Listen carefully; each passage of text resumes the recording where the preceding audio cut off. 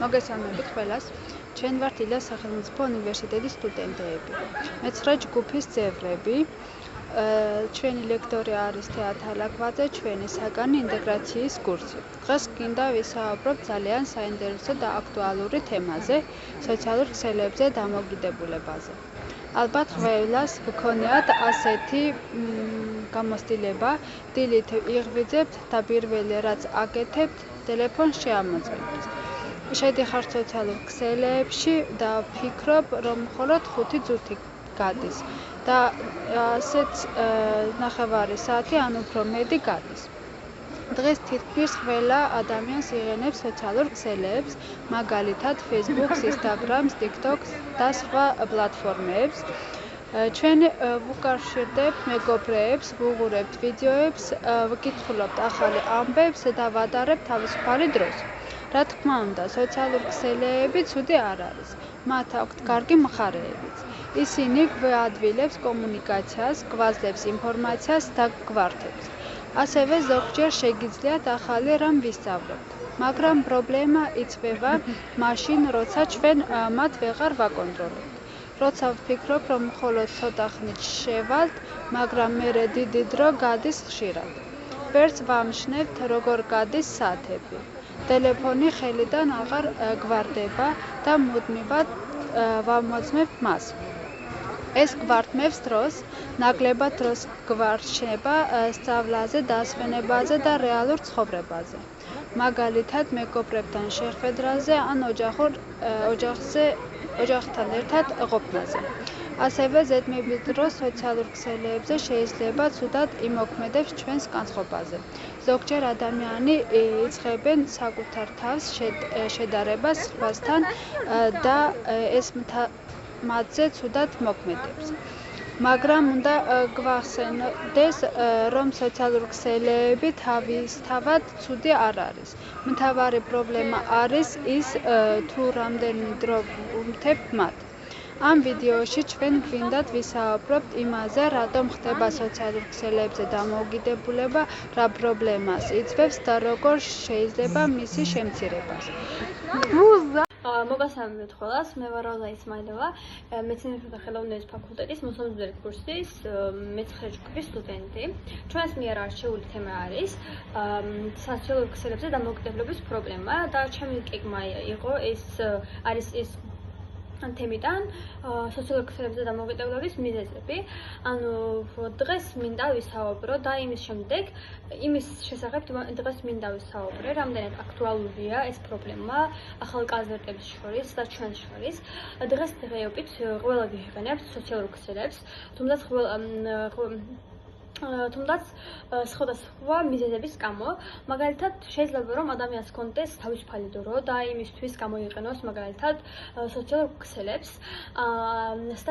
საქართველოში სტატისტიკის მიხედვით ახალგაზრდების შორის არის ის პრობლემა გავრცელებული და სტატისტიკის მიხედვით 96% ადამიანი იყენებს ხოლმე სოციალურ ქსელებს, თუმდაც მარტო 10 ან 20% ახალგაზრდებს შორის არის დამოკიდებულების ნიშანი.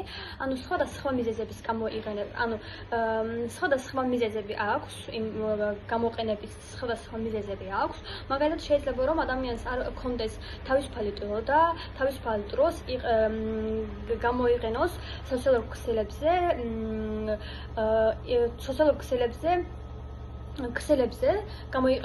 ქსელებზე, მაგალითად, აქვს ძალიან ბევრი სოციალური ქსელები, მაგალითად, Facebook-ი, TikTok-ი, Instagram-ი და ასე შემდეგ რაღაცეები.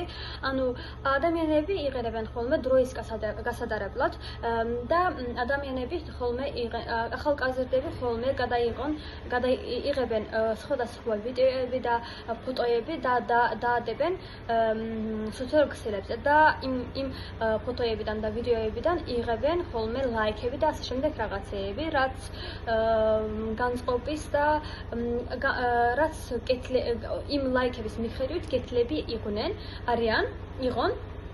ანუ და აქვს ძალიან უამრავი მიზეზებიც კიდე. მაგალითად შეიძლება რომ ანუ ერთ-ერთი მიზეზიც იყოს მაგალითად უცხოეთში მცხოვრები ადამიანებთან საუბარი. ერთ-ერთი გამოსავალი გზა არის ის, რომ სოციალურ ქსელებთან ვილაპარაკობთ ჩვენ ნაცნობებთან და ჩვენი ოჯახის წევრებთან. შეიძლება რომ მე ვცხოვრობ მაგალითად საქართველოში, ჩემი ოჯახის წევრები იცხოვრონ მაგალითად საზღვარკარით და ერთ-ერთი გამოსავალი არის ის, რომ ჩვენ სოციალურ ქსელებთან ვილაპარაკოთ.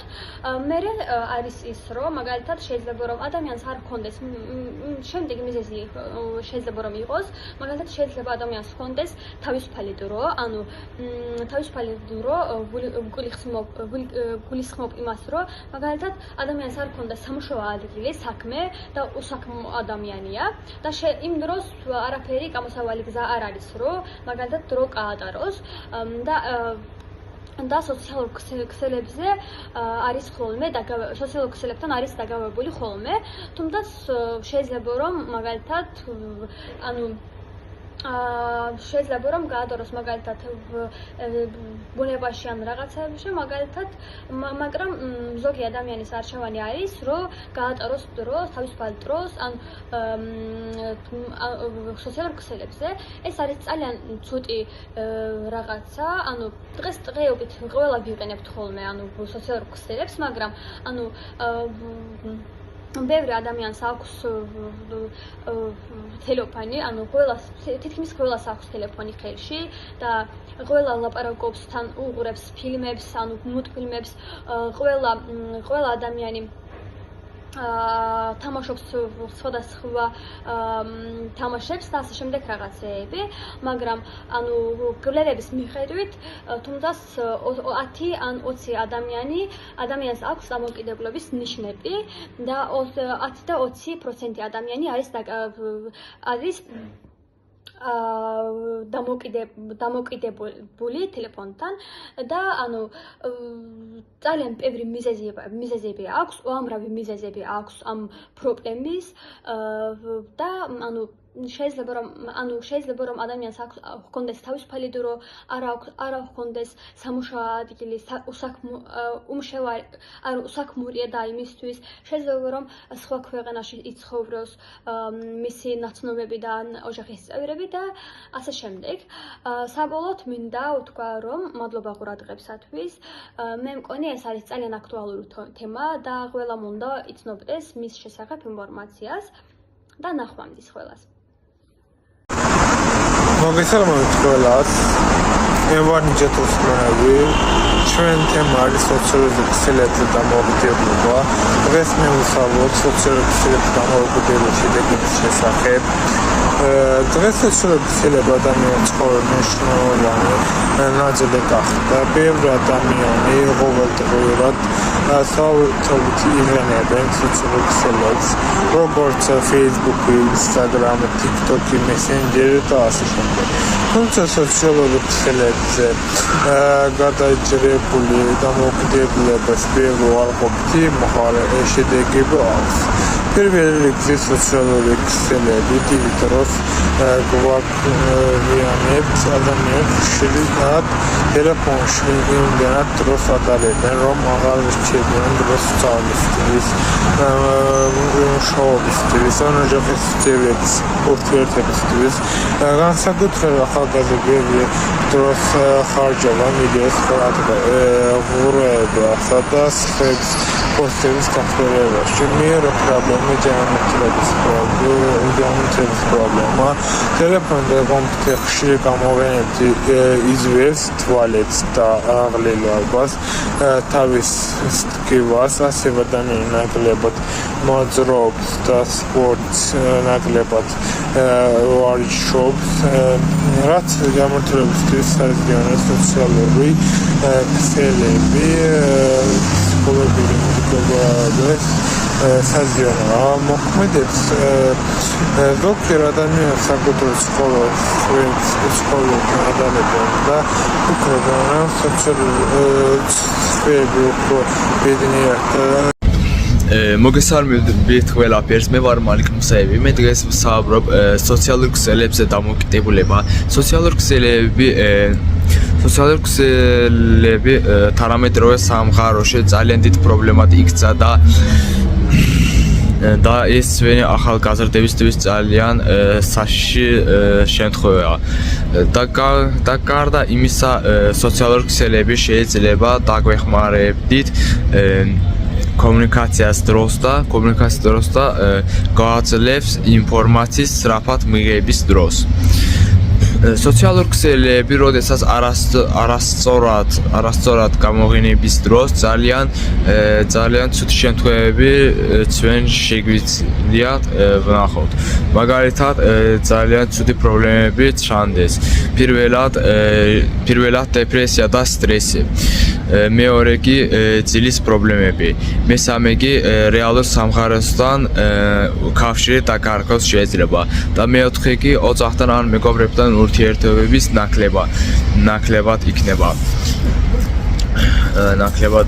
ჩემი აზრით, რომ ყველა ახალგაზრდებისთვის და ბავშვებისთვის 1 ან 2 საათი საკმარისია სოციალურ ქსელებზე გამოყენების დროს. სოციალურ ქსელები აუცილებლად ნაკლებად უნდა გამოიყენოს. ჩემი აზრით, რომ ახალგაზრდებისთვის სხვა აქტივობების გააკეთოს. მაგალითად, წიგნის წაკითხვა, გაზეთის წაკითხვა, შემდეგ მეგობრებთან დროის გატარება, ან ოჯახთან დროის გატარება, ახალი ინფორმაციები შეეწენოს და ისწავლოს. და ასე შეიძლება რომ სხვა ადგილებზე სეირნობა და სოციალურ ქსელებზე გარდა ძალიან ბევრი ჩვენი აქტივობები გვაქვს და დროებით ნახვამდის.